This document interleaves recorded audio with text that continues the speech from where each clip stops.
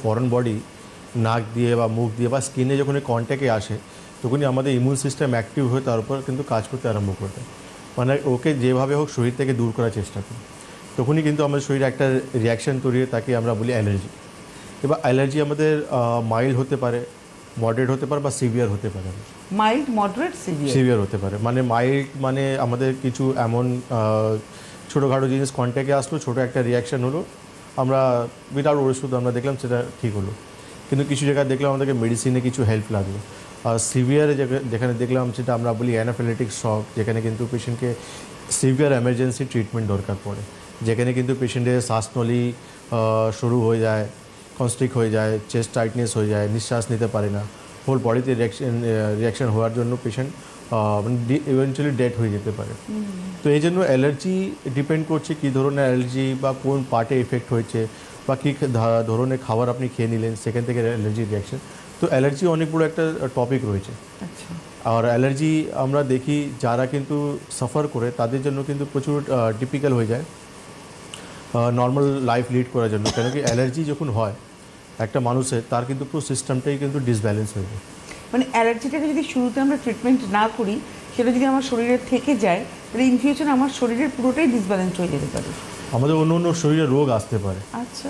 আর তার সবথেকে বড় জিনিস হচ্ছে তা অ্যালার্জি কি আমি এইভাবে ছেড়ে দিলাম বা আমি ফাইন্ড আউট করলাম না যে কী থেকে আমার অ্যালার্জি হয়েছে বা হতে পারে আমার সেখানে কিন্তু একটা সময় পর আমাদের লাইফ থ্রেটনিং হয়ে যেতে পারে।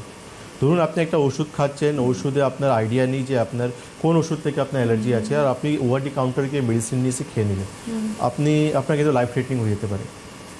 এই জন্য আপনি যখনই ওষুধ খাচ্ছেন, আপনার শরীরে ডক্টরবাবু একটা ওষুধ লিখে দিলেন, আপনি যখন রিয়াকশন হলো আপনি ডক্টরবাবুর কাছে গেলেন, ডক্টরবাবু বুঝে যাবেন যে কোন ওষুধ খেয়ে আপনার রিয়াকশনটা হলো।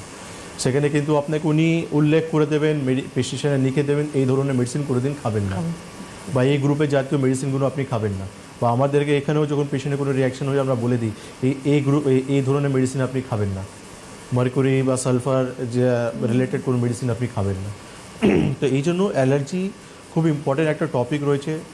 বাচ্চারা বা মিডল এজ খুব বেশি এটা সাফার করে, তাদের জন্য তারা অপশান একটা মেডিসিন পায়, কিন্তু আয়ুর্বেদের খুব ভালো ট্রিটমেন্ট রয়েছে যেখান থেকে আপনি পুরোপুরি নিজেকে সুস্থ করে নিতে পারেন। কেন অ্যালার্জিকে রাখা তো ভালো নেই, অ্যালার্জি থাকলে আপনার লাইফ থ্রেটনিং হতে পারে বা অন্য অন্য রোগ আপনার শরীরে চলে আসতে পারে। রোগ আসতে পারে, অ্যালার্জিক অ্যাস্তমা হতে পারে আপনার, অ্যালার্জিক ডার্মাটাইটিস হয়ে যেতে পারে আপনার, অ্যালার্জিক রাইনাইটিস হয়ে যেতে পারে আপনার।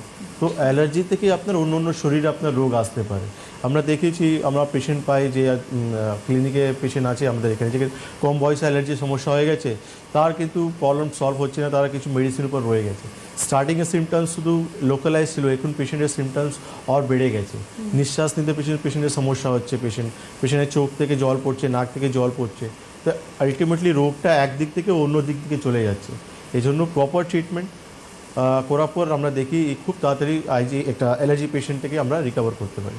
তার মানে অ্যালার্জি রোগটা আমরা যখন হয়, আমরা ভাবি আমাদের, অনেকেই ভাবেন আমার বেগুন থেকে অ্যালার্জি হচ্ছে, চিংড়ি মাছ থেকে অ্যালার্জি হচ্ছে, আমরা নিজেরাই নির্ধারণ করে নিই এবং সেই খাওয়াটাকে হয়তো আমরা অমিট করে দিচ্ছি। কিন্তু এইটা কি ঠিক নাকি না, অ্যালার্জি কিসের থেকে হচ্ছে সেটা আগে ডায়াগনোসিস করাটা জরুরি? দেখুন, এটা আপনি ভাবছেন ঠিক আছে, কিন্তু এখন যে সময় চলছে আমাদের কাছে তো খুব ভালো ভালো ইনভেস্টিগেশন রয়েছে। আপনি স্যাড রিপোর্ট করে নিন, স্যারোলজিক্যাল অ্যালার্জিক টেস্ট বলে একটা পরীক্ষা হয়, সেই পরীক্ষাতে আপনি সব জানতে পারবেন যে আপনার ব্লাড সঙ্গে, আপনার শরীরের সঙ্গে কোন খাবার থেকে, কোন অ্যানিমালস থেকে, কোন কাপড় থেকে আপনার অ্যালার্জি রয়েছে। আর এই পরীক্ষাটা এত ভালো পরীক্ষা যে আপনার মানে জিনিসটা ক্লিয়ার হয়ে গেল। এবার আপনি যে ট্রিটমেন্টগুলো করাবেন আপনার রেজাল্টটাও কিন্তু খুব সুন্দর হবে। অনেক সময় আমরা দেখেছি যে সোরিয়াসিস পেশেন্ট বা এক্সিমা পেশেন্ট বা অ্যাস্তমা পেশেন্ট আমাদের এখানে ট্রিটমেন্ট করতে এসেছে, আমরা জানি না যে পেশেন্টটা কিন্তু একটা নারকেল বেস তেল হয় আমাদের সোরিয়াসিসের জন্য, আমরা দিয়ে দিলাম পেশেন্টকে, আর পেশেন্টের অ্যালার্জি রয়েছে। তো আলটিমেটলি সেইটা তো আর পেশেন্টকে ট্রিগার করবে আর বাড়িয়ে দেবে।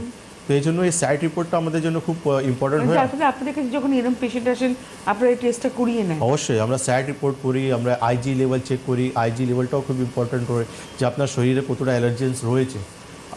আমাদের লেটেস্ট পেশেন্ট ট্রিটমেন্ট করাচ্ছে, তার 2500 ব্যান্ডেলের ট্রিটমেন্ট চলছে, 2500 অ্যালার্জি রয়েছে।